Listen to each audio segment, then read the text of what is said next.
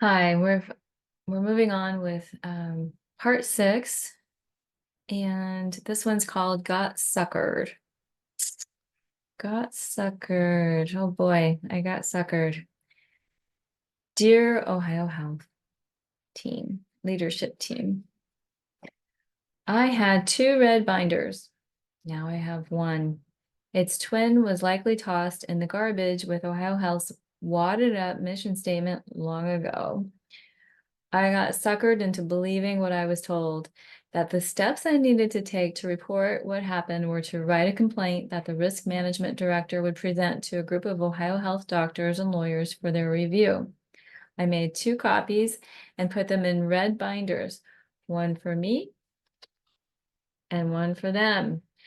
After the verdict that the surgeon was within his scope of work, and after I insisted on and waited for a second review that I was told would happen but never did, I finally asked the director if anyone had read my complaint. He was silent. The complaint took several months, 7 actually, 7 months to compile while one-handed and in searing pain at the height of my injuries. I was very naive. I mean, my babies were born at an Ohio Health hospital within this not-for-profit 501c charitable corporation.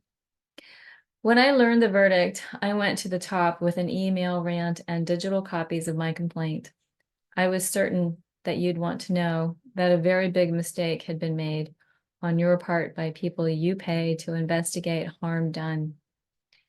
Silence from the top, aside from rerouting me to the gatekeeper, the risk management director, that is, proved that there had been no mistake and that he was in alignment with your wishes.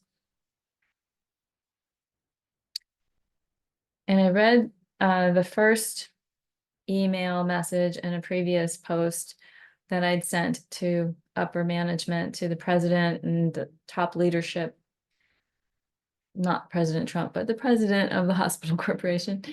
And this is the second email that I sent up to the very top.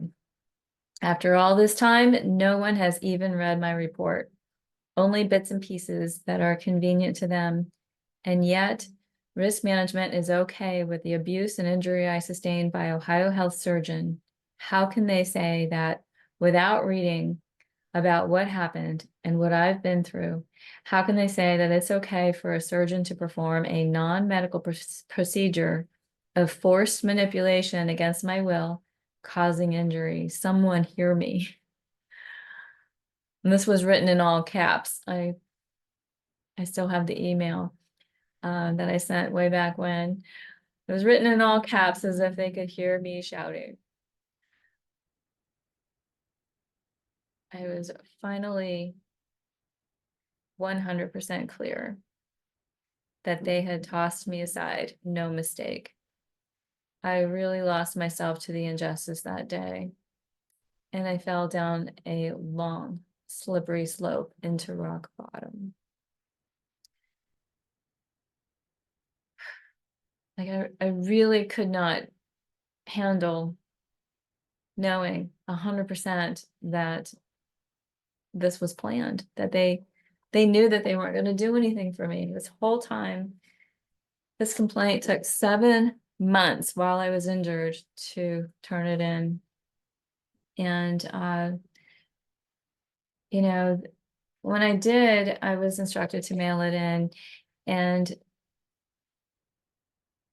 this was the first time that the risk management director sort of gaslit me, and he made fun of how thick it was, how big it was. It was like, wow, that was pretty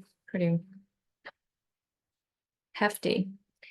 And I thought, well, I'm defending myself. I'm trying to show what happened. I've got 85% of what's in here are medical records from all of the doctors that I was seeing and trying to get straightened out. Medical stuff from physical therapy. Actually, an Ohio Health physical therapist was who I was seeing for 10 months.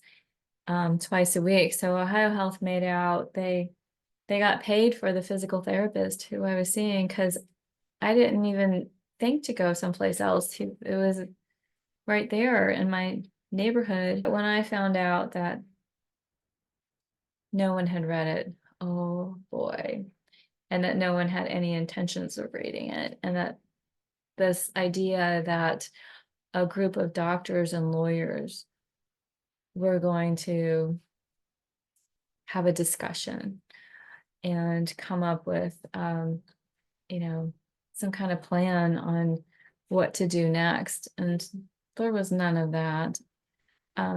Absolutely not. So, and they knew it all the way from the top. All right, I'm going to quit my whining for today. And well, I'm just getting started because I have some other videos that I have to record. Liz Florentino, survivor on a mission.